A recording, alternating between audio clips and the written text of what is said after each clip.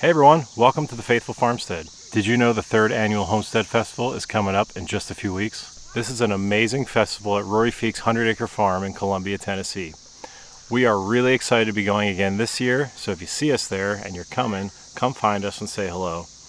But we also thought it would be a great opportunity to sit down with Rory Feek and ask him a few questions about homesteading. In the interview, we cover how Rory Feek landed at this homestead 25 years ago. We also talk about the festival itself and his thoughts on the homesteading tsunami that has taken place over the last few years. If you're interested in seeing a tour of Rory Feek's 100-acre farm and all the farming operations they have going on there, I'll leave a link at the end of this video.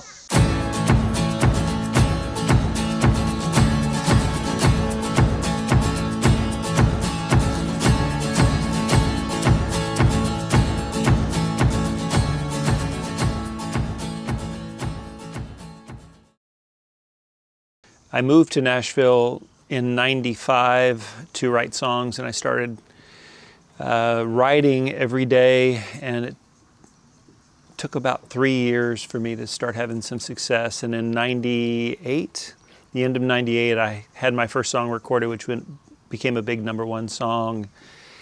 And so I knew we were going to make some royalties, and so I'd never owned a house before. All of my family had never owned a house before. So I went and searched for one, which meant I basically headed south out of Nashville on Hillsborough Road, which is where a lot of the country stars lived, and I thought maybe we should have a house like that. And I just kept driving until we could afford one, is kind of the quick version of the story, which is like 42 miles south, and our house is on the right. And it was just an old rundown farmhouse. The Blaylocks had lived here since 1938. I think they moved in. And I just, I saw kind of a homemade for sale sign, called the number, met Harold Blaylock, and he took me on a ride in a pickup truck through these fields and all around here, and kind of showed me where he grew up. He had been here since he was 10.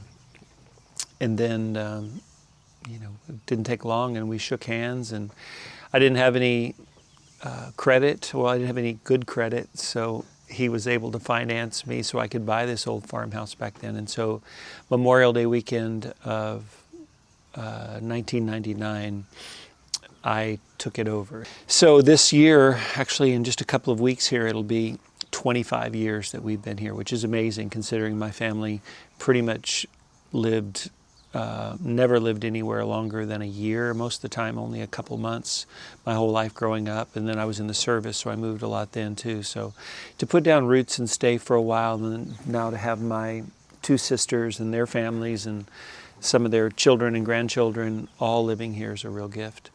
And it's gone from just kind of a little family garden that Joey used to have all the time, and then a few chickens that we've raised back then through the years, and a few meat birds that we did, to it became a big part of our lives, not just my life, but all of our family's life. And now I wouldn't say it's what's driving everything, but it's just being more self-sustaining and building our lives around our home.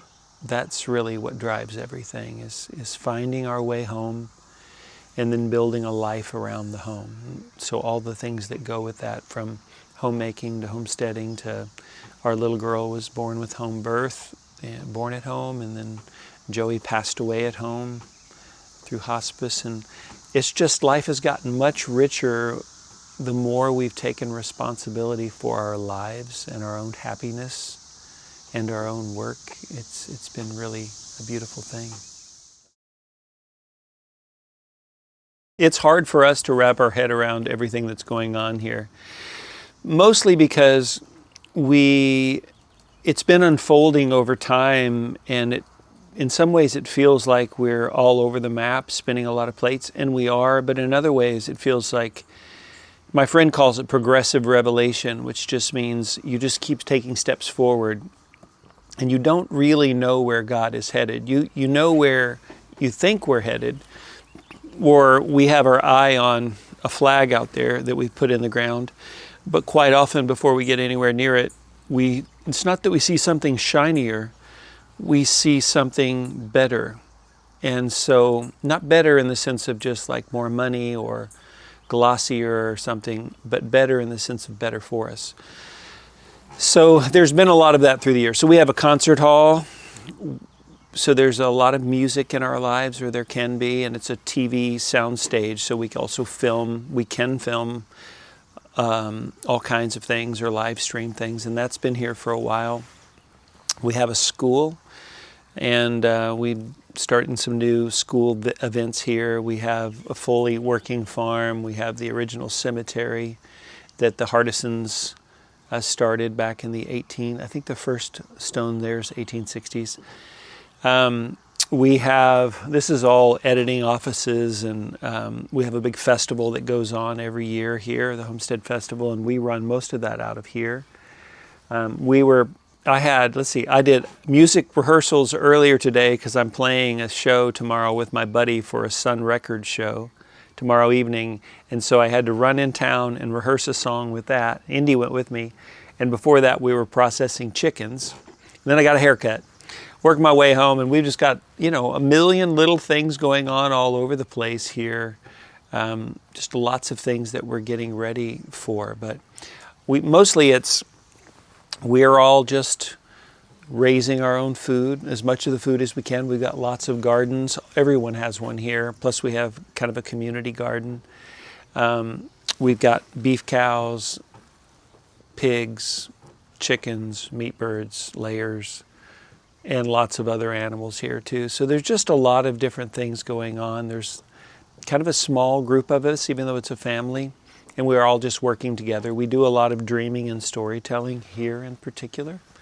And some of it's capturing our day and our life and sharing it. Some of it's just telling other stories or like music things. We just recently built a cabin here back on the pond. And so I've just now started, after a 10-year hiatus, started writing songs again. And that's been really, really good. So yeah, we do a little bit of everything. We're trying to narrow in a little bit more, but so far, the more we narrow in, the more God has us sort of broadening out. We have this new space called the Hub that we've started doing a few events at, a few classes, like homemaking classes. And then as you guys came the other night, we've got with Azure Drop is there. And so I'm really excited to open that up for people to come spend more time. We're not sure what that looks like yet, but we tend to create things and move towards them and see why God has us here. And so there's a lot of that going on. Well, we used to have a festival here. Joey and I did a music festival here for 5 years, 6 years, something like that. 2009, 10, 11, 12, 13, something like that. And it started small, a couple hundred people, and it worked its way to, 1,500 or 2,000 people or something. And it was, for a number of years, it was in our front yard, and we sang on our front porch, and we grilled burgers, and it was real fun, and had lots of horseshoes and volleyball games and stuff. And then it kept growing until it became in this field, and we didn't own this field at the time, and so we had to kind of rent the field for one day a year. But that ran its course in 2013, and I never really wanted to do a music festival again. I never really considered it until in probably 2021, somewhere around there, we hosted a Homesteaders of America conference here. And the first one was maybe 350 people came, and we had a couple tents, and it was inside and outside.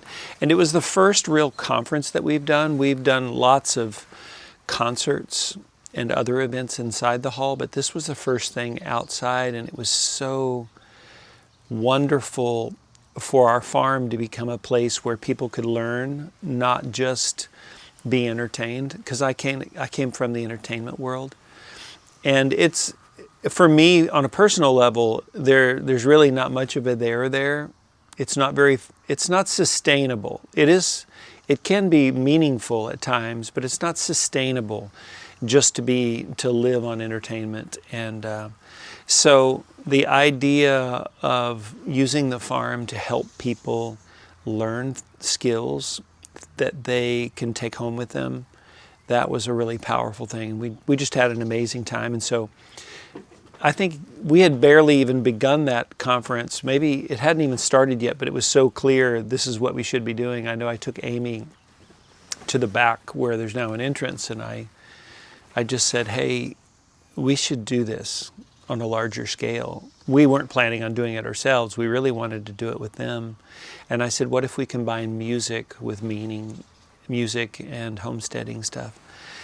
And I think she really liked the idea, but it scared her. It was big, and they live in Virginia. And so we talked about it a couple of times over the next 6 months or so, and it just didn't seem like something they were up for.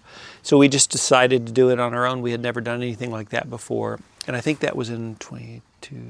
So that was, I guess, summer of 22. And it went really, really well. I mean, it felt like what we've been working towards all this time. It really did. It's such a special thing. And we brought Kevin Costner here. So to have him here in our field of dreams was really, really special. And then last year it grew a little more, and who knows how this year will be, but it has been wonderful, mostly because it's not just entertainment. There's an opportunity to spend the evening and sunset listening to music and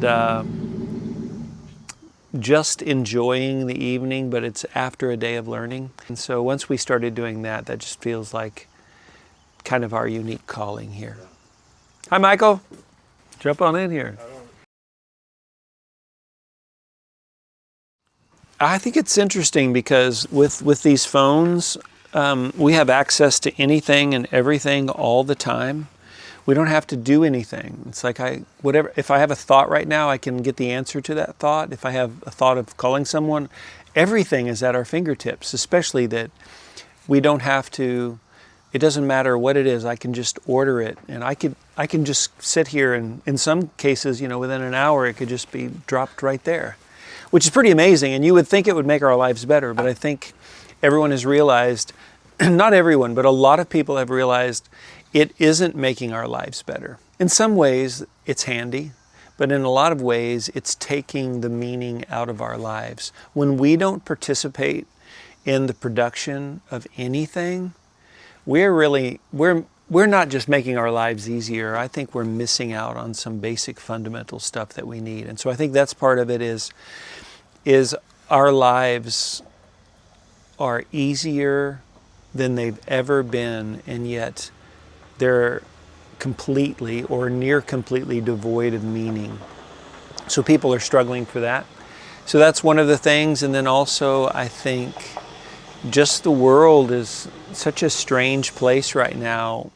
We don't know what to make of it. We're kind of on pins and needles a little bit. The world's more anxious than it's ever been.